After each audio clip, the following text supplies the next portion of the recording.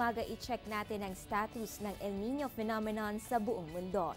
Ayon sa National Oceanic and Atmospheric Administration, di na makakaila ang presensya ng El Niño sa Northern Hemisphere pagkat 90% ang probability. Ibig sabihin mataas ang tsansa ng pamamayagpag ng El Niño during summer season in the Northern Hemisphere. Base pa sa kanilang data, 80% ang tsansa na nagpapakita mag-persist ang El Niño phenomenon all throughout the year, meaning until the end of 2015.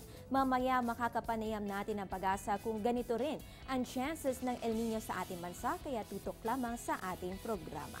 Sa iba pang balita, nananatili sa Alert Level 1 o normal status ang Mount Bulusan.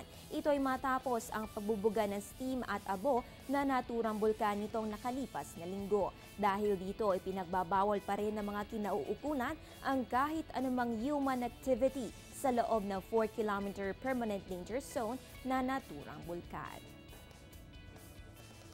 Samantala, public service announcement, narito ang mga numerong dapat ninyong tandaan sa oras ng pangangailangan. Mga numerong dapat tandaan sa oras ng kalamidad.